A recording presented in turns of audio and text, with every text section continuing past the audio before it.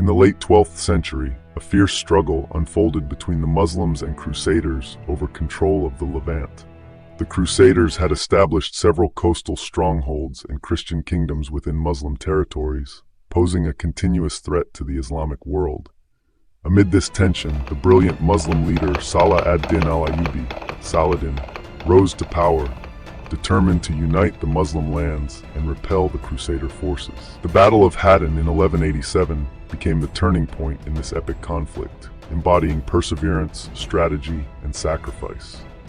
Unifying the Muslim front, Saladin's journey toward the Battle of Hattin began by uniting the divided Muslim factions across Egypt and the Levant. Political disagreements among Muslim leaders had weakened their resistance to the Crusaders, who exploited these divisions to strengthen their positions. With wisdom and patience, Saladin consolidated power over Egypt, Damascus, and Aleppo, creating a unified front under one banner. Saladin was not just a military leader. He emphasized justice and fostered solidarity among Muslims, earning the respect of soldiers and civilians alike. As the Crusader kingdoms expanded, he knew that only through decisive military action could the liberation of Jerusalem be achieved. The spark of conflict.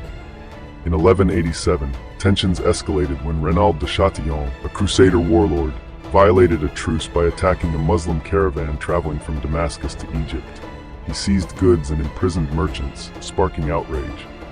Upon hearing the news, Saladin vowed revenge, considering this a betrayal and an act of war. Meanwhile, Guy de Lusignan, king of Jerusalem, called for a gathering of Crusader forces to confront the growing Muslim army. They assembled at Sepphoris, north of Palestine, preparing to engage Saladin's forces. However, Saladin, recognizing the importance of careful planning, devised a strategy to lure the Crusaders into open terrain far from their fortifications and water supplies. Saladin's strategic masterstroke. Rather than attacking the Crusaders in their strongholds, Saladin chose the hills near Hattin, between Lake Tiberias and Nazareth, as the battleground. It was a location well suited for his strategy, with limited water sources. He split his army into multiple divisions, personally leading one and assigning trusted commanders to others. Despite warnings from some of their leaders, the Crusaders decided to leave their fortified camp at Sepphoris, eager for a decisive battle. They hoped to break Saladin's forces quickly, but this decision would prove disastrous. The battle begins. The Trap of Thirst. On the morning of July 4th, 1187, the Battle of Hattin commenced.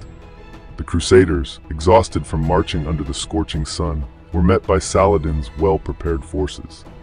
The Muslims harassed the Crusaders with rapid strikes, weakening their morale and preventing them from reaching Lake Tiberias, their only water source.